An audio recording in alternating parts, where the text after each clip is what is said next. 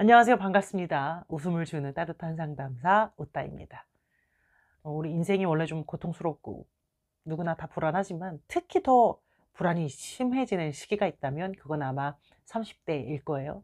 30에서부터 굉장히 열등감도 심해지고 비교의식도 많아지고 더 많은 어떤 사회적 역할들과 책임들 이런 것들이 쏟아지면서 굉장히 많이 불안해진다고 해요. 마치 이런 거죠. 20대에는 어떤 연극 무대를 앞두고 계속해서 리허설을 한 것이라면 30부터는 진짜 본 무대에 올라서는 것인데요.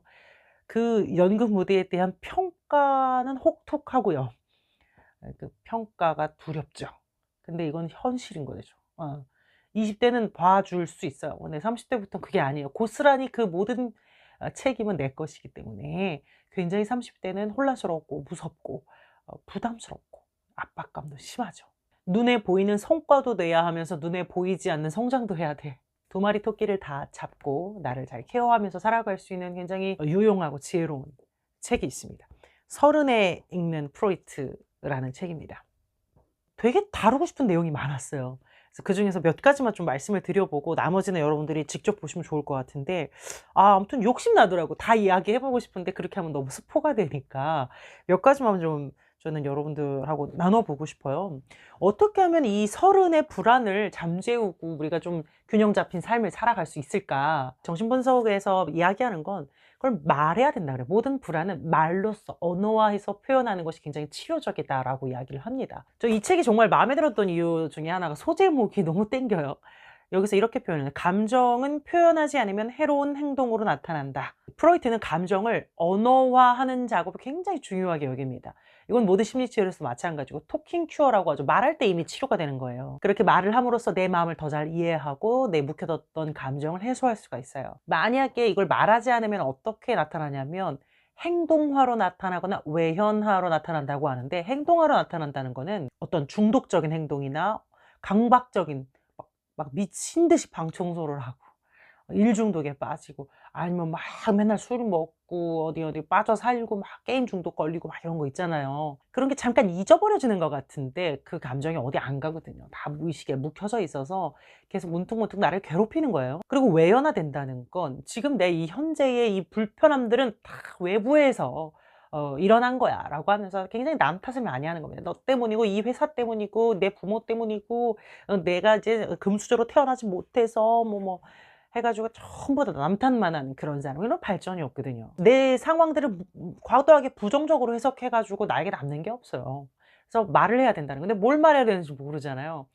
이제 프로이트가 얘기한 거는 이제 자유 현상인데 그냥 떠오르는 말, 떠오르는 단어, 떠오르는 생각들을 그냥 가감없이 이야기하고 어디 말할 데가 없으면 적고, 적는 것도 글도 언어니까 그렇게 해서 내 마음에 있는 걸 자꾸 꺼내 보는 습관을 갖는 것이 굉장히 중요하다. 또 30 대의 불안을 잠재우는 데 되게 중요한 것이 본인의 콤플렉스를 마주하는 거예요. "당신의 약점에서 가장 강력한 힘이 나온다." 이렇게 써 있거든요.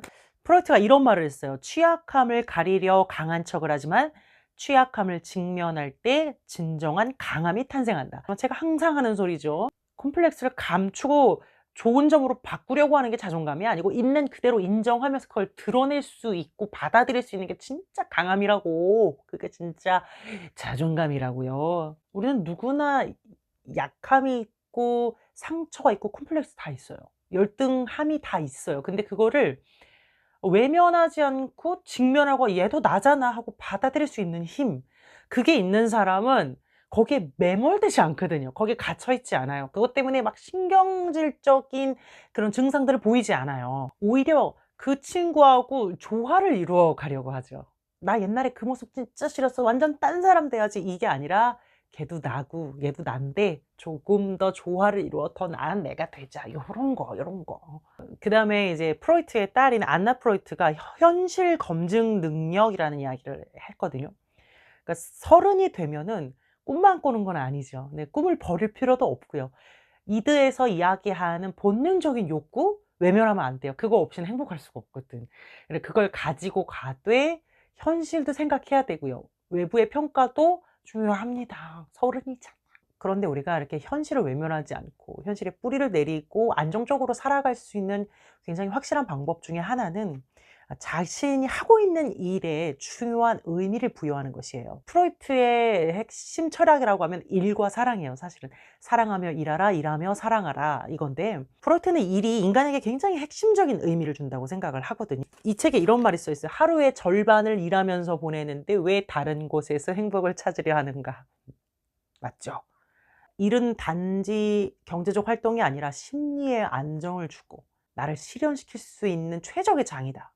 그러려면 일단은 나에게 잘 맞는 일을 해야 되겠죠. 내 적성에 맞고 내 성격에도 맞고 또 내가 추구하는 가치를 실현할 수 있는 일이어야 되겠죠. 만약에 이 일을 하면서 '난 잘 맞는다고 생각했는데 왜 갈수록 이 모양이지?'라는 생각이 들 때가 있어요. 그럴 때는 '나를 성장시킬 수 있는 기회가 찾아왔구나.'라고 생각을 하는 것이 좋아요. 아무리 내가 좋아하는 일이라도 어떻게 좋기만 하겠어. 당연히 힘들죠. 그런데 그것을 딛고 넘어섰을 때 '나는 어디까지 성장할 것인가.'를 기대하는 마음으로 저는 사실은 일에 대한 갈등을 마주하거든요. 그리고 실제로 그 난간을 극복하고 이 일을 해결했을 때에는 엄청난 성취감과 자신감 그리고 자신의 역량이 확장되어 있겠죠. 그다음에 굉장히 중요한 이야기 중에 하나가 사랑하기. 근데 30의 사랑은 20 대의 사랑과 다르죠. 삶을 함께 살아갈 수 있는 실질적인 파트너십이에요. 우리가 함께 미래를 도모할 수 있는 현실적인 유지 기반도 있어야 되는 거예요. 그래야 사랑이 유지가 돼요. 근데 이 30이 돼 가지고 사랑에 자꾸 실패하게 되는 이유 중에 하나는 뭐냐면 내가 유년기에 내 부모로부터 충족받지 못했던 그 결핍을 내가 실현하지 못했던 미해결 과제를 자꾸 내 상대 파트너에게서 얻으려고 하다 보니까 이게 자꾸 싸움이 되고 실망하게 되고 상처받게 되거든요. 왜냐면 그걸 채워줄 수 있는 사람은 없어요. 서로 각자의 삶을 살다가 커서 만난 사람이 내가 다 받아보지 못한 부모의 사랑을 다 줄 수가 있겠어요. 얼추 줄 수는 있는데 다 채우지는 못한다라는 걸 아셔야 되고, 내가 이 사람에게서 기대야 하는 것이 정말 어떤 내 어린 시절의 결핍을 채워달라는 비현실적인 요구를 하는 것인지 아니면 정말 합당한 요구를 하는 것인지를 한번 생각을 해 보셔야 됩니다. 내가 이 사람 때문에 화가 나는 그 정도를 한번 보세요. 내가 정말 미칠 것 같은 스트레스, 도저히 이어나갈 수가 없을 것 같은 아픔이 올라온다 이러면 대개는 어린 시절에 경험했던 것을 경험하고 있는 것이지 지금의 문제가 아닐 확률이 높아요. 또한 30이 되어서 사랑하기 어려운 이유 중에 하나가 20대 때 동안에 너무 많이 데웠어요. 이 사랑은 엄청나게 파워풀한 그 에너지가 있고 모든 상처를 다 덮어주는 것 같은, 무슨 일이든 할 수 있을 것 같은, 어떤 고통도 느껴지지 않는 것 같은 굉장한 그 치료적 힘이 있거든요, 사랑은. 그러다 보니까 거기에 빠져들어 몰입됐다가 끊어지면, 헤어지면 그 아픔 또한 어마어마하게 아픕니다. 그래서 이 헤어진 연인과의 상실은 그냥 보통 아프다 정도가 아니라 트라우마라고까지 표현할 수도 있고요. 왜냐면 연인이라는 건 또 다른 나 자신과 같은 거거든요. 종이 2장을 풀로 막 칠해 가지고 딱 붙여요. 근데 그걸 찢어 보세요. 어떻게 되나. 깔끔하게 안 떨어져요. 덕지덕지 붙으면서 떨어지고, 이별이라는 게 그래요. 그래서 이 깔끔한 이별은 굉장히 어렵고 오랜 시간이 걸리는 겁니다. 그냥 엔조이 말고요. 진짜 사랑했을 경우에. 그러다 보니 30이 됐을 때 그런저런 트라우마 경험들로 인해 다시 시작하기 어려운데요. 그래도 이 새로운 사랑이 주는 이 치유가 굉장히 크고 나를 치료하는 길이라는 거. 프로이트가 일과 사랑을 함께 해야 된다라고 이야기하는데, 그게 왜 두 개가 같이 가냐면 일을 잘하려면 사랑을 하고 있어야 돼요. 일에서 겪는 갈등과 어려움들을 사랑하는 사람이 있을 때 이겨나갈 수 있는 힘을 주거든요. 정말 그 사람이 존재하는 것만으로도 힘이 돼요. 사랑해 보셨나요? 힘이 돼요. 그리고 반대로 이 사랑을 하는 것도 하고 있는 일이 있어야 이 기반이 유지되는 것이기 때문에 둘이 서로 되게 좋은 영향을 줍니다. 그래서 일하면서 사랑하고 사랑하면서 일하는 것이 30이 정말 행복하게 이 불안을 이어나갈 수 있는 굉장히 좋은 길이에요. 사랑이라는 게 꼭 연인과의 사랑뿐만 아니라 어떤 동료애도 있고 우정도 있고 뭐 반려동물과의 우정도 있고요. 그런 걸 모두 다 통틀어서 '아 나는 사랑하고 있고 또 사랑을 받고 있구나.' 이런 느낌을 가지고 사는 것이 굉장히 중요합니다. 이게 있는 사람은 크게 병들지 않아요. 관계를 통해 외로움과 고립감을 해결하고 일을 통해 자아 실현을 하면서 다 맞물려 가는 것이 30이 가져야 할 어떤 안정감을 준다. 마지막으로 제가 이 책을 통해서 여러분들께 소개하고 싶은 이야기는, 좀 흥미롭게 봤던 것 중에 프로이트가 작은 결정을 내릴 때는 이성을 따르고 큰 결정을 내릴 때는 감정과 직관을 신뢰하라 이렇게 얘기를 했거든요.